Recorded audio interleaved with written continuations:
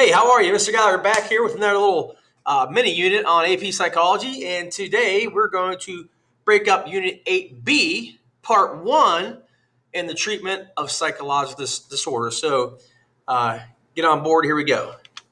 So obviously I talked about this in 8A about how we used to diagnose and treat people with mental disorders very poorly, obviously. We've mistreated them. And so we've come a long way in the treatment of mental illness. So therapy is the main way that you can treat a mental disorder or maladaptive behavior.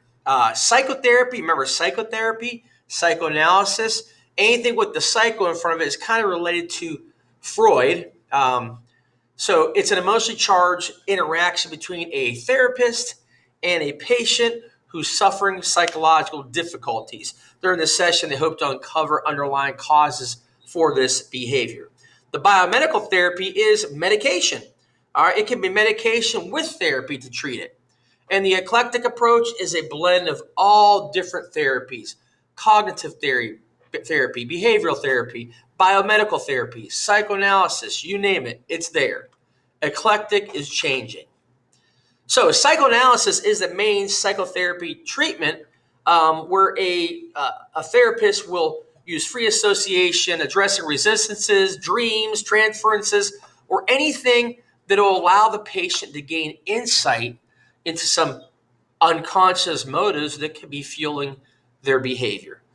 Transfer is transferring emotions a patient has towards someone else or a family member towards that analyst. All right, and hoping to uncover those underlying issues. And resistance is the blocking from consciousness anxiety-laden material, repression in other words. Humanistic therapy, Carl Rogers, Abraham Maslow, the humanists, the feel-good people, all right? People are all good. We've got to get them to uncover their goodness and reach that self-actualization. Humanistic therapy, one of the examples of this is client-centered therapy, pioneered by Carl Rogers. In his treatment of people with disorders, he uses techniques such as active listening, genuine compassion, and empathy in order to facilitate the growth of a client, hopefully unlocking that self-actualization and that human growth and the goodness within their heart. All right, here's a little picture of old Carl here using active listening. That's basically they echo what you say. So the therapist will be like, say the patient says, I have anxiety. Every time I see my parents, I feel like I have low expectations. I can't be what they want me to be. Active listening. So what you're telling me is you feel like you're being judged by your parents. So you restate, clarify, and interpret what the client is saying. Behavioral therapy. Remember, behaviorists believe in observation, rewards, consequences. All right, B.F. Skinner. All right, B.F. Skinner, behaviorist, talking about the Skinner box and trying to get things to happen. So behavior therapy applies to learning principles, conditioning, classical, operant, and the elimination of unwanted behaviors.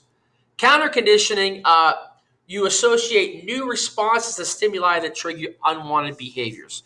Based on classical conditioning, associative learning, it includes exposure therapy and aversive conditioning. Exposure therapy, you treat anxieties by exposing people into things they fear and avoid in a safe setting. All right, you maybe you show them a picture or a video. Then you do a simulation. So you introduce anxiety-laden material in these safe environments to de-escalate the anxiety attached to them. And this includes virtual reality, VR goggles. I mean, this is an old VR getup this dude got on, but we got Oculus Rift, Sony, Apple, Microsoft. They all have VR gear now. And they're using VR and AR, augmented reality, to treat mental illness by using this exposure therapy to reduce anxiety. This is a video using exposure therapy and VR glasses. All right, systematic desensitization. All right, so it's counter conditioning as well. You associate a pleasant, relaxed state with gradually increasing anxiety triggering stimuli. So you systematically desensitize the anxiety to the phobia or the fear. baby steps. All right, this is what I call baby steps. And I'm going to cite one of my favorite movies of all time about baby steps. What About Bob? In the movie What About Bob, Dr. Leo Marvin uses baby steps to help slowly introduce anxiety triggering stimuli to Bob, where he can have baby steps and overcome his anxieties and fears. And there's a little clip from What About Bob. Awesome movie. Check it out. Very funny. What you're saying is that even though you are... All right. So aversive conditioning. This is a counter conditioning that associates an unpleasant state with an unwanted behavior. There is a drug called antabuse. When the patient takes it, if they drink alcohol, they become very sick. All right. So the aversion therapy treats alcoholism by associating this nausea-causing drug into the behavior in order to stop the behavior.